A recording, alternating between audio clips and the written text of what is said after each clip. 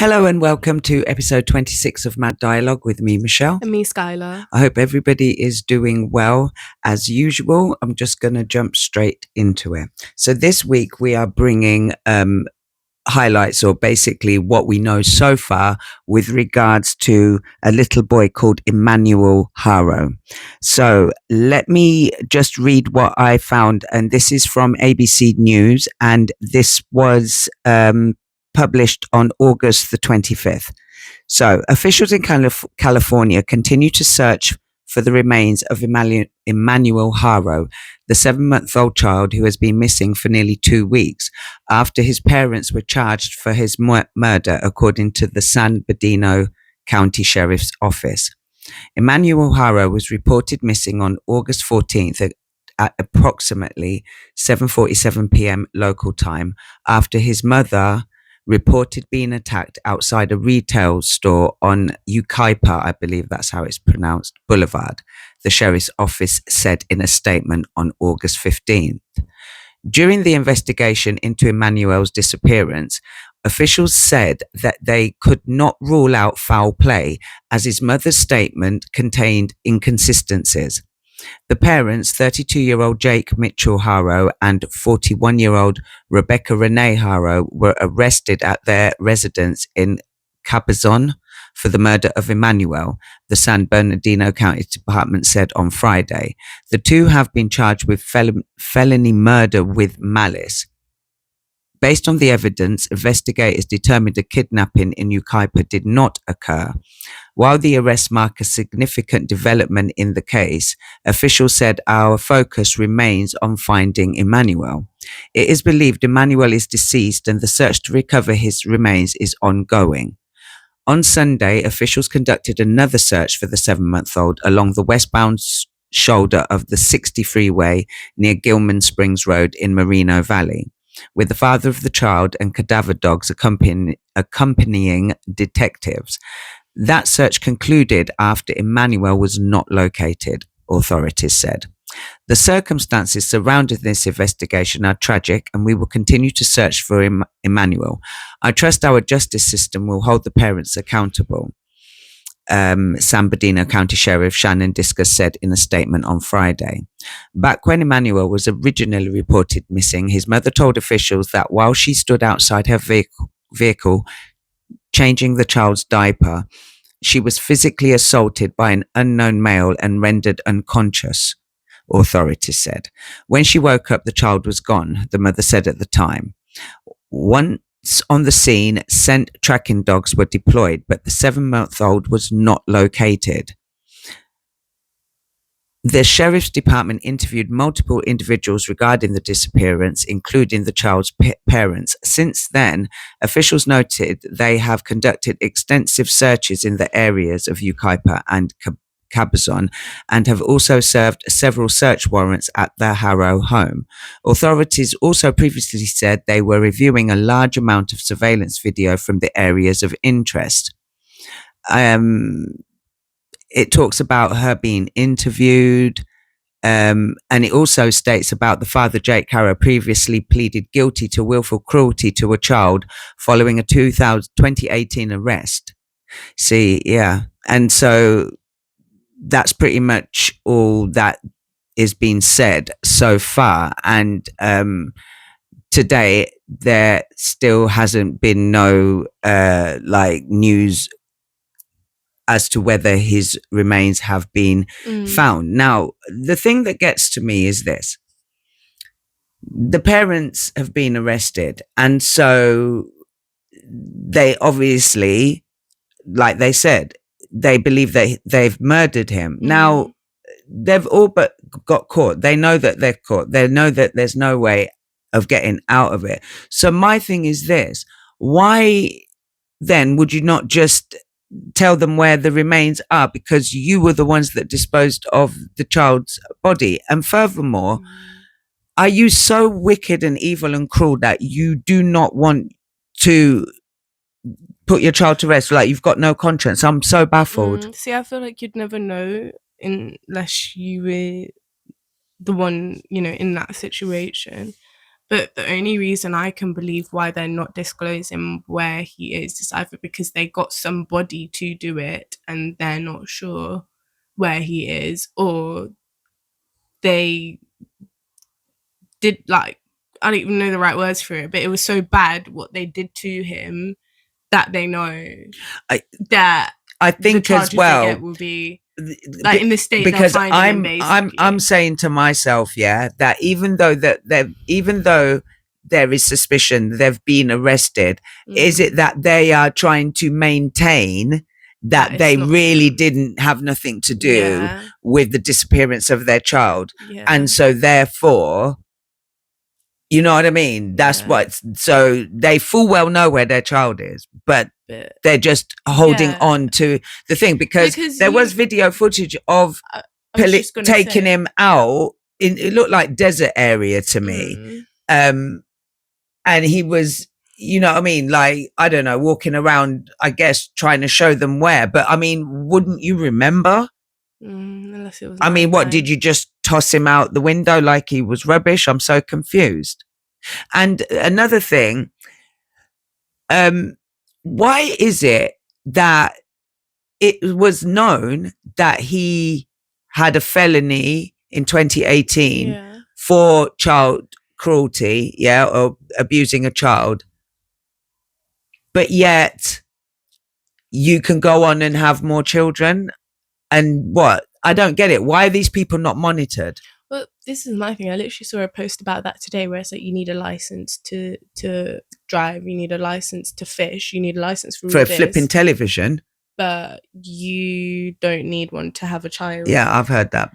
So I hear that fully, where it's like if we're going to monitor anybody having a child, it should most definitely be people with these records. Exactly. You know what I mean? We're seeing child rapists being able to adopt children now, so it is a bit ridiculous. And I mean, her story from the get-go sounded so there were so many holes in it. Hola. Do you know what I mean? Like, I just saw white. So where did the black eye come from then?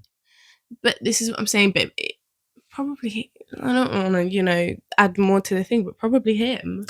You know what I mean? I'm not being funny, but you can look in that man's eyes and see that he's not but the way, a good man. When he was describing his son and they asked for anything about the son, he said the only detail he can think of that would stand out, he's got a lazy eye. His eye drifts to the side, innit? You can't think of anything else about your child. But I'm already getting so many red flags from that. But him mentioning that in particular really is, for me, a red flag. But didn't the baby have shaken babies? But the thing about it is when you look at earlier pictures of Emmanuel when he was a baby, his eye was not doing that, not even slightly. And there apparently is no record of him being taken to the doctors or anything like this. I mean, there are so much theories and whatnot going around on TikTok. I've had to just stay far away and just stick to the facts, because like this when it's not, so many people are speculating, and everybody, we can all do that, but speculation is not fact. Do you know what I mean? But that is one thing where I'm looking with my own eyes and I can see, and even just how he looks as a baby, and he's smiling and he, a healthy baby. But then when you look at the pictures that they're showing now, to say, oh, have you seen this missing child? You can see not only his eye, but his mouth as well. It's like it's in a permanent position, if that makes sense. And it's completely different to how it was when he was smaller. Do you know what I mean? And even when you look at the picture of him, he just looks so unhappy, and he's only 7 months. Bless him. Do you know what I mean? It pisses me off more because this is like these people are allowed to have a child. You know what I mean? Like these were his parents, but they've removed the other children, haven't they? Well, they would have had to now because they've been arrested. But I mean, it's just so fucked, because it's like you can't even think in the sense like, oh, you got to worry about other people. Like, I don't know how to explain it. Like, that's his own parents that did that, and it's always the thing of these people. Then they want to try and make it seem like it was somebody else. People. I remember growing up, they'd say, you know, like the older generation would say, oh, back in the day, you could leave your front door unlocked and go out and come back and everything would still be there.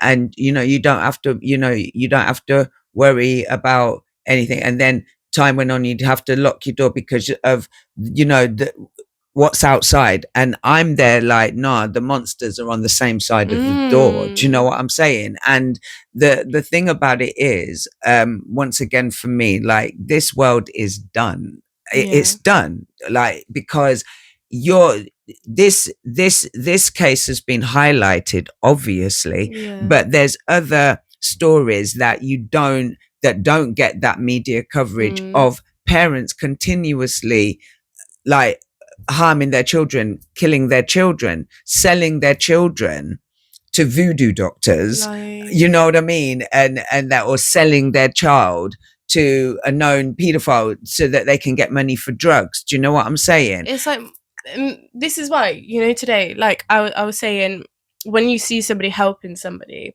it makes my heart feel good. You know what I mean? I said it's good to see that there's still humanity, because all you're ever seeing is shit like this, of parents killing their children. I want to be lying about it, or people doing disgusting stuff to other people, just so much shit where it's like, I have no faith in the world. And it does. And then when you see a small act of kindness, it does sort of restore your faith in humanity, because you're like, you know what, there are still good people in this world. Definitely. And I'm not disputing that. No, it's just that bad. When you're on social media, the percentage of happy, you know what I mean, good things that you see compared to the evil side of it far outweighs. And do you know what the problem with that again is? This, like, for me as a person who is spiritual, I just want to have love for everybody. But then, because of how this world is, I realized that is not the case. It's not possible to do that, because I'm not even going to deny it. I'm like, when I realized that this man and this woman had, you know what I mean, killed their child, my thing is like, I want their karma to be swift, but I want it to be slow and long. Definitely. I want them to go to prison, and I want them to suffer.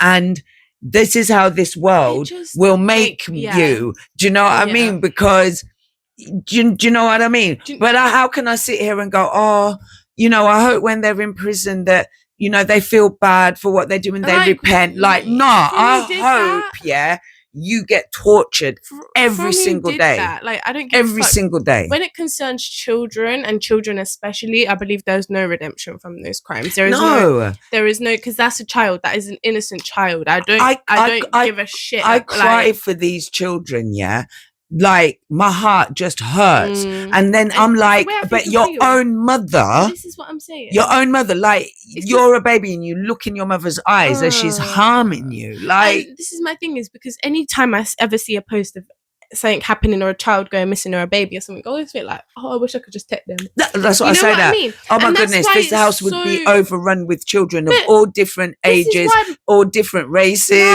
Do you know what I mean? It wouldn't matter. It's me, and that's why it's just so it frustrating. Doesn't matter. Come on. That's how I would be. Like, seriously, before you harm your baby, give them do you know what I mean? And that's the thing.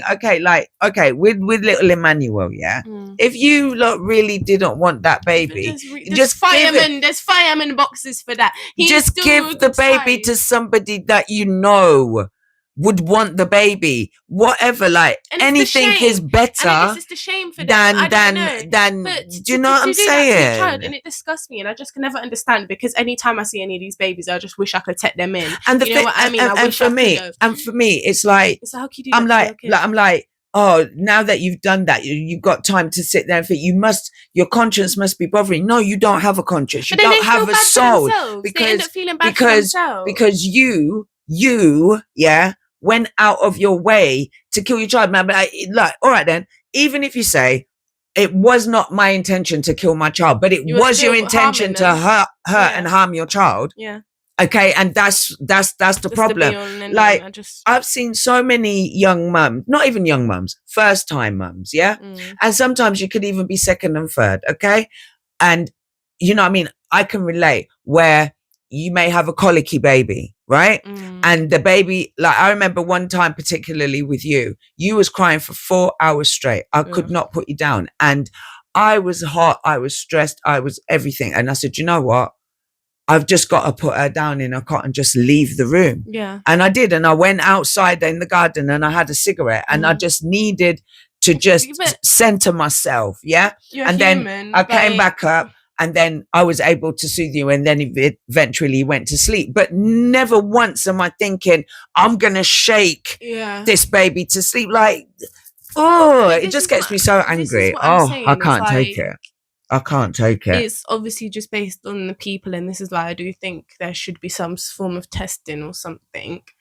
Because how people can just have children and have them in the world, the same way people have to go through mad testing to adopt a child. I'm not saying you need to go through nearly that much. However, how just especially if you've committed a crime, especially, but I just don't understand how somebody could just get pregnant and just be allowed to then have that child based on what? Because what, you know what I mean? And maybe people might disagree and say, you know what, that's putting stipulations on people's life. I don't know. But with cases like this, I feel like if you don't agree with me in that sense, then you're obviously the problem as well. Because I would have no issue being checked, doing a background check, if it meant I can bring my baby home with me. The fuck? Exactly. You know what I mean? Because I know there's nothing that's going to be like, no, you can't take your baby. You know what I mean? So, and this is why, it gets on my nerves when people want to give gay parents, a hard time. Because for me, I'm just like, do you know what? If that child is going to be loved and cared for and raised in an environment where they're going to thrive, I don't really see what the problem is. Just the same way I don't see a problem if a Caucasian couple adopts a black child or an Asian child or whatever, or I'm not being funny, you know, vice versa. From that child is going to be raised in love. Exactly. There's no issue. I don't see what the problem is. You know what I'm saying? Because there's shit like this happening. Because then you have what's his name? Who? Okay, you have thing one and thing two that are being parents because it's normal, because they're a man and a woman. The same couple that's been arrested for Emmanuel's death. Yeah, I can't remember his name. I think it was Jake, wasn't it? And Rebecca. Yeah, Rebecca, definitely. I don't know about his name. But facts though. And this is the thing. Why do it? Like, I just don't think I'll ever be able to fathom. No. And only, well, you know what? It's them that have to live with it at the end of the day. Yeah, Jake and Rebecca. Yeah, so Jake and Rebecca, I hope, like I said earlier, I hope your karma comes swiftly, and I hope the torture is long and drawn out. I really do. I hope you suffer every day for what you did to your child, because for me there's just no need. There's no excuse. Do you know what I'm saying? So like, and to lie on top of it, and then not show them the people there where the baby is. Like, come on, evil people.